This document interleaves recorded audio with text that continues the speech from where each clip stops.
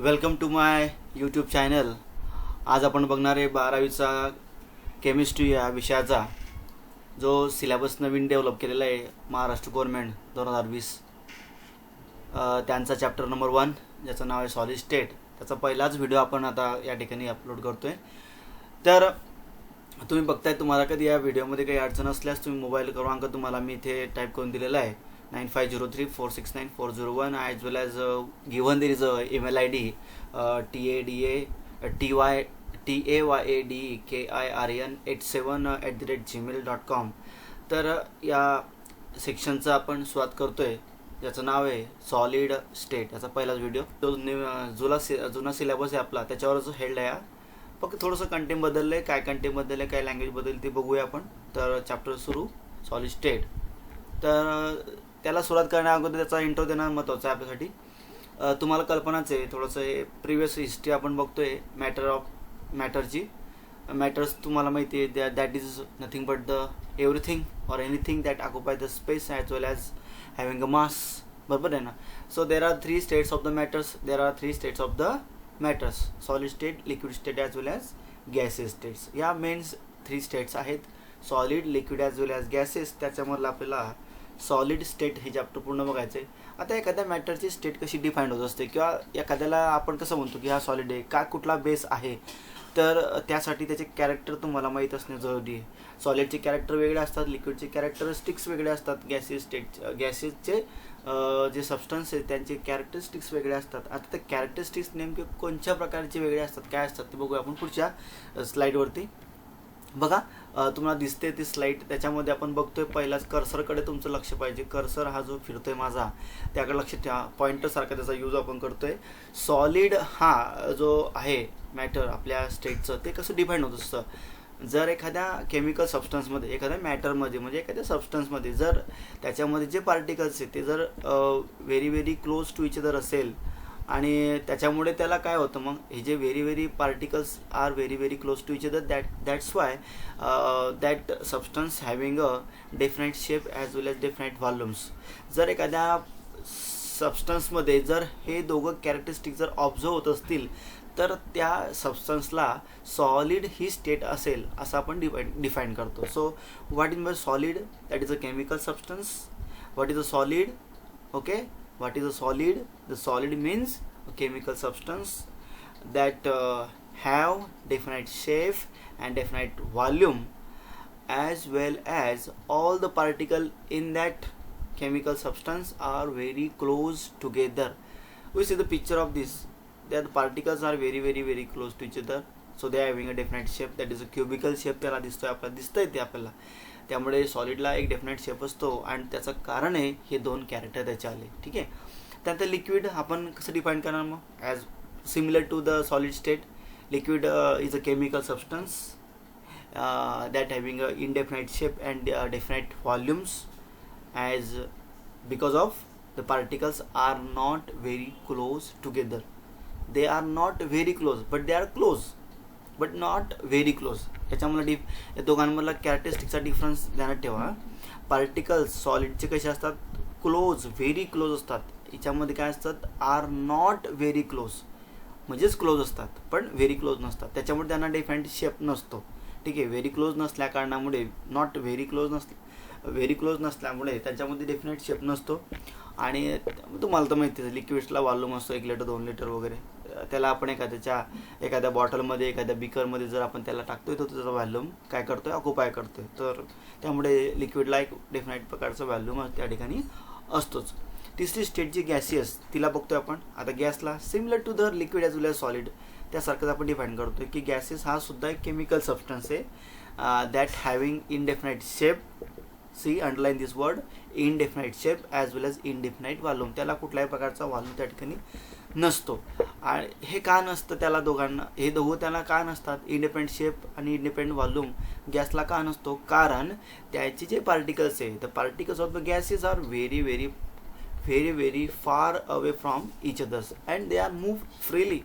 ते एका ठिकाणी त्या ठिकाणी सामावू शकत नाही आपण त्यांना, एका ठिकाणी आपण त्याला ऑक्युपाय करू शकत नाही, त्यांना एका पटे कुलॉइड्स करू शकत नाही आपण. ठीक आहे ना. सो म्हणजे त्या ठिकाणी एका ठिकाणी ते जमा होऊ शकत नाही कारण ते फक्त मुवमेंट करत असतात. तर particles of the gases are very far apart and move freely. That's why they do not have the definite shape as well as definite volume. So अशा प्रकारे आपण टेबलमधनं आपण एकच गोष्ट शिकली की ती म्हणजे काय, तर लिक्विड, सॉलिड, लिक्विड आणि गॅसला कशा प्रकारे आपण डिफरन्शिएट करतो त्यांच्या कॅरेक्टरिस्टिक्सचा वापर करून ते आपण बघितलं. आता आपण आपल्या मेन चॅप्टरच्या एंट्री करतोय ज्याचं नाव आहे सॉलिड. ठीक आहे, तर त्या अगोदर सॉलिडचे कॅरेक्टरिस्टिक्स आपल्याला बघत जरुरी आहे. आपण ह्या कॅरेक्टरिस्टिक्स आपण जनरली तर बघितलेच आहे, 2 बघितले आपण, आणि त्याच्या बेसवरती आपण त्याचं एक एक कॅरेक्टर बघूया.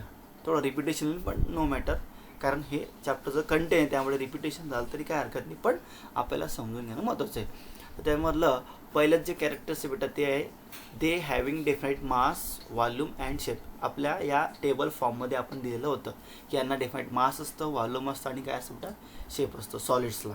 ध्यानात ठेवा, लिक्विडला गॅसच्या बाबतीमध्ये नाही, हे फक्त सॉलिडचे कॅरेक्टरिस्टिक्स आहे.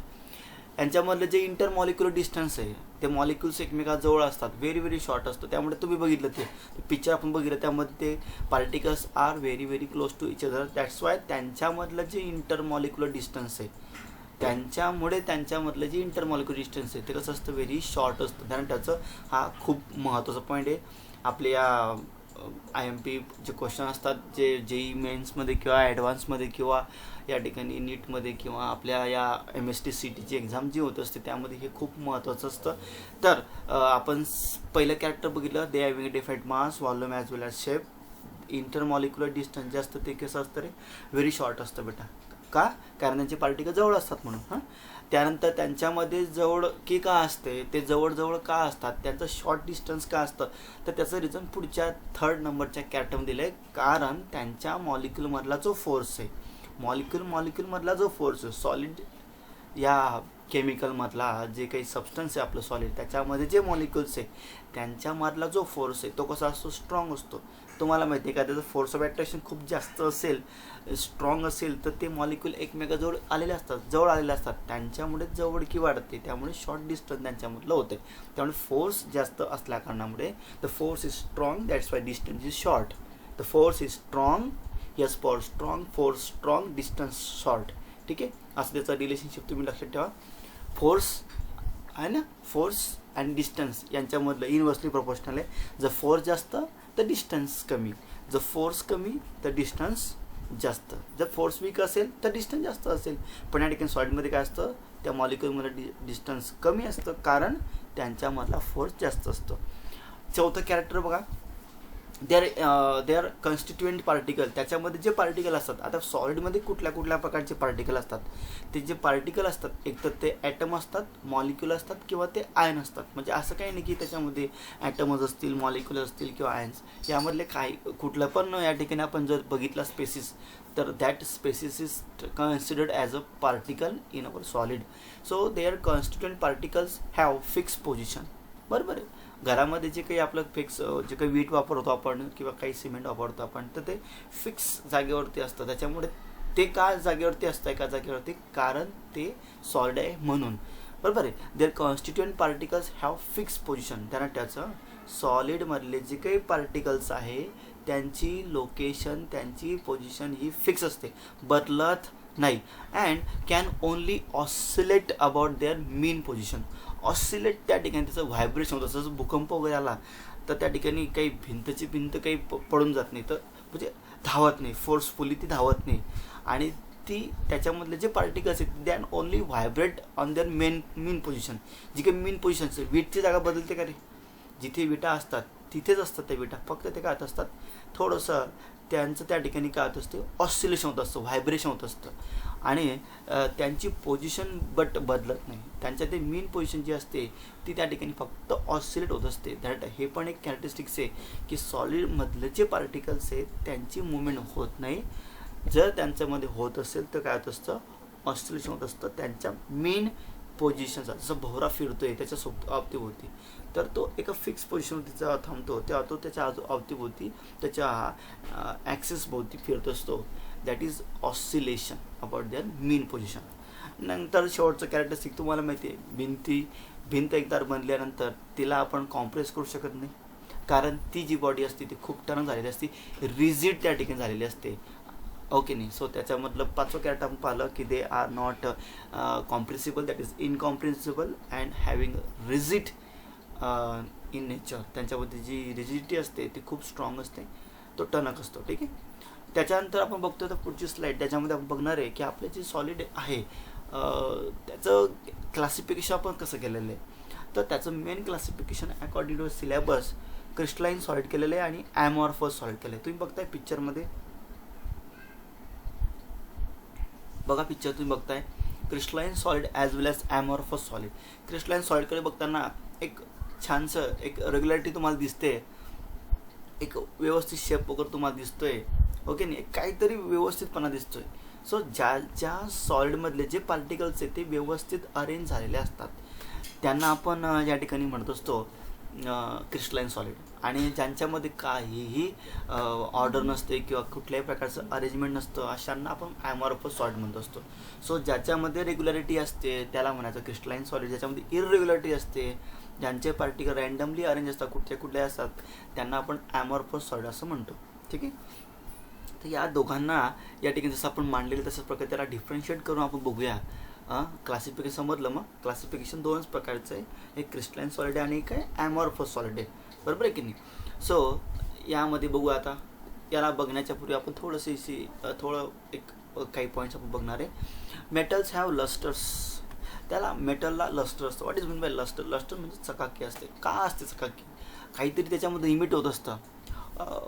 what that particles are emitted and having a lustrity in the metallic substance. So metals have the has a lusters because of there's a presence of the free electrons. Yes, so there's a free electrons in the metals, that's why they are having a lustrous property. त्याच्यामधले जे particles त्याच्यावरती जेव्हा light incident होत असेल किंवा होतो तेव्हा काय होत असतं, त्यामधले जे इलेक्ट्रॉन्स आहेत ते काय होत असतं बेटा, इमिटेट होत असतात. त्यामुळे ते emission of the electrons is observe in terms of lusters. So metal has luster. जर तुम्हाला कोणी विचारलं रिझन बिहाइंड दॅटमध्ये की metal has luster property because there is a presence of free electrons, that's all. So next thing is amorphous solid. हे सगळे main points आहे बेटा. ठीक आहे. Amorphous solid is called as a super cool liquid. So amorphous solid एक दुसरं नाव दिलेलं आहे super cool liquid. Why they are called as super cool liquid? Because they having a tendency to flow. Amorphous सॉलिडला आपण जर melt करतोय, जसं की प्लॅस्टिक आहे त्याला आपण मेल्ट करतोय, तर तो प्लॅस्टिक काय होणार बेटा, फ्लो होणार आहे. जर तो प्लॅस्टिक हा एक ॲमॉर्फस सॉलिड आहे आणि त्याला मेल्ट केल्यानंतर तो फ्लो होतो आहे, ग्लास पण आहे, तर त्याला आपण म्हणतो की तो कसा आहे बेटा, सुपर कूल लिक्विड आहे बेटा. ठीक.